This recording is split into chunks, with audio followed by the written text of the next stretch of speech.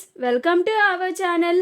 Satyabhama serial next ఎపిసోడ్లో ఏం జరగబోతోందో ఈ వీడియోలో చూసి తెలుసుకుందాం. కృష్ణ కావాలని రెచ్చగొట్టి మరి మహాదేవయ్య మీద అటాక్ చేసేలా చేసిన సంజయ్ అసలేం జరిగింది అని తెలుసుకోవడానికి ఈ వీడియోని స్కిప్ చేయకుండా ఎండ్ వరకు చూసేయండి. సంధ్య సంజయ్ చేసిన మోసానికి బోరున ఏడుస్తూ ఉంటుంది. అప్పుడు రేణుక వచ్చి సంధ్యని ఓదారుస్తూ ఉంటుంది. అప్పుడు సంధ్య, నేను సంజయ్ ఏదో నన్ను మోసం చేశాడని బాధపడడం లేదక్క. దేవత లాంటి మా అక్కని ఇన్ని రోజులు చాలా అవమానించాను, చాలా అనుమానించాను కూడా. ఎన్నోసార్లు మా అక్కని అనరాని మాటలన్నీ అన్నాను. అందుకు బాధపడుతున్నాను.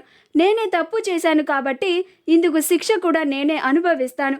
నేను దీనికి అనుభవించి తీరాల్సిందే అని బాధపడుతూ ఉంటుంది. సంజయ్ ఇప్పుడు నేనెలాంటి వాడినో సంధ్యకి తెలిసిపోయింది కాబట్టి ఇక ఆ సత్యని నేను నా లైన్లో పెట్టుకోవాలి. అందుకు నాకు ఆ క్రిష్ గాడు అడ్డొస్తున్నాడు. డాడ్ విషయంలో కూడా బాపు బాపు అనుకుంటూ ఆ క్రిష్ గాడే అడ్డు వస్తున్నాడు.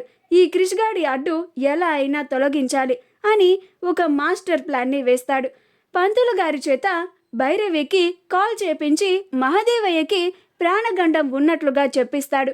అప్పుడు భైరవి బోరున ఏడుస్తూ సంజయ్ సంజయ్ అని భయపడుతూ సంజయ్ని పిలుస్తుంది. అప్పుడు సంజయ్, ఏంటి మామ్, ఏమైంది అని అంటాడు.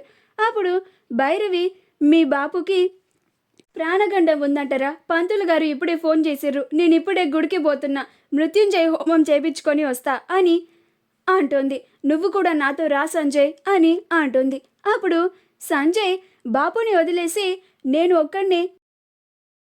నేను రాను మామ్, ఇంట్లోనే ఉండి డాడ్ని జాగ్రత్తగా చూసుకుంటాను, నువ్వు వెళ్ళి పూజ చేసుకొనిరా అని అంటాడు. అప్పుడు భైరవి మహాదేవయ్యకి చెప్పి గుడికి వెళ్ళిపోతుంది.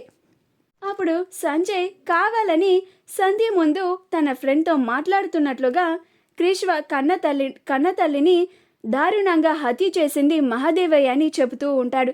ఇది సంధ్య వింటుంది. అప్పుడు సంధ్య త్వరగా ఈ నిజాన్ని ఎలాగైనా సత్యకి తెలియాలి అని తన పుట్టింటికి వెళ్తుంది. అలా సత్య కూడా తన పుట్టింట్లోనే ఉండడం వల్ల సత్య కాళ్ళ మీద పడి జరిగిందంతా చెప్పి తన తప్పుని క్షమించమని బ్రతిమిలాడుతుంది.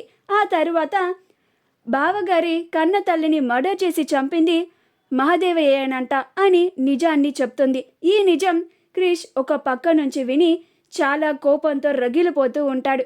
ఇంకా అలానే కోపంగా మహాదేవయ్యని చంపడానికి మహాదేవయ్య వాళ్ళ ఇంటికి వస్తూ ఉంటాడు. ఇదంతా సంజయ్ ప్లాన్ ప్రకారమే జరుగుతూ ఉంటుంది.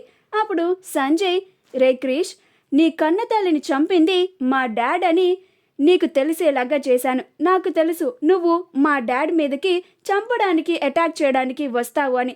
అప్పుడు నేను పోలీసులను పిలిపిస్తాను.